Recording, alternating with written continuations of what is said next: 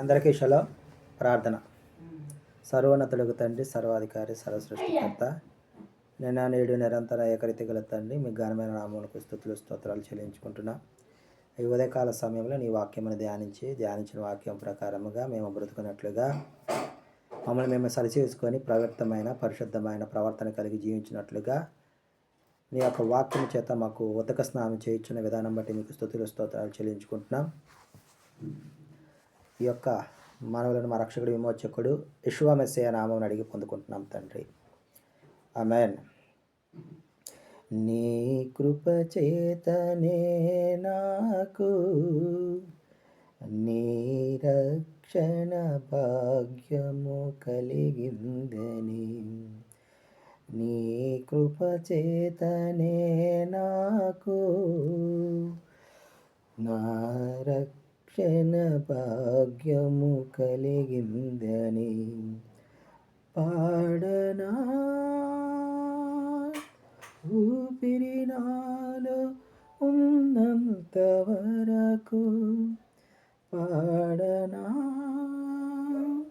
ఊపిరి నాలో ఉన్నంత వరకు నా విమోచకుడవు నీవేనని రక్షణానందం నీ ద్వారా కలిగిందని, నా విమోచకుడవు నీవేనని రక్షణానందం నీ ద్వారా కలిగిందని, స్తుతి పాడుచు నిన్నే గణపరచుచు ఆరాధించెద నీలో జీవించుచు, స్తుతి పాడుచు నిన్నే గణపరచుచు ఆరాధించెద నీలో జీవించుచు, పునరుత్థానుడనా యేషువా మరణము గెలిచి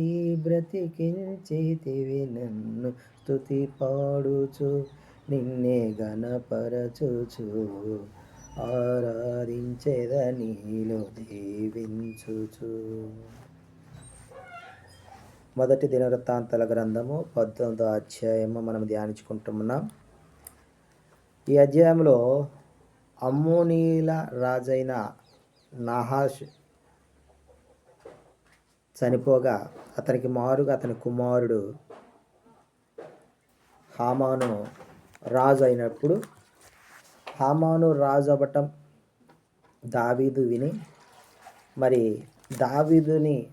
దావీదు కొంతమంది సేవకులను హామాను దగ్గరకు పంపించి క్షేమము సమాచారము కృతజ్ఞతలు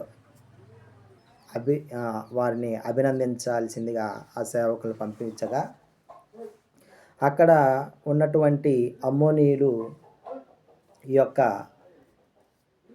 హామానుకు వారు వేగు చూడటానికి వచ్చినటువంటి దూతలు అని అతనికి తెలియజేయగా, ఈ యొక్క సేవకులను వారి క్షౌరం చేసి గొరిగించి వారికి నడిమికి బట్టలు కత్తిరించి వారిని తిరిగి పంపివేసినట్లుగా మనం ఈ అధ్యాయంలో చూస్తున్నాం. హామాను ఇది తెలుసుకున్నటువంటి దావీదు, మీరు మీ యొక్క గడ్డములు ఇప్పుడే పెరగదు కాబట్టి మీరు ఎరుకోలోనే కొంతకాలం ఉండి ఆ తర్వాత రండని తెలియజేసినప్పుడు,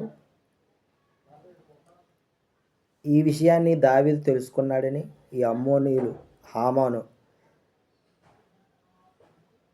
ఆ అమ్మోనీయులను అరమ్నా హారైములను వారి యొక్క గుత్తాకు అంటే కొంచెం డబ్బిచ్చి వారిని సైన్యాన్ని అరువు తెచ్చుకున్నట్లుగా హామాను ఈ అధ్యాయంలో చూస్తూ ఉన్నాం. వారందరినీ తీసుకొచ్చి సిరియలను ఈ యొక్క అమోనీయులను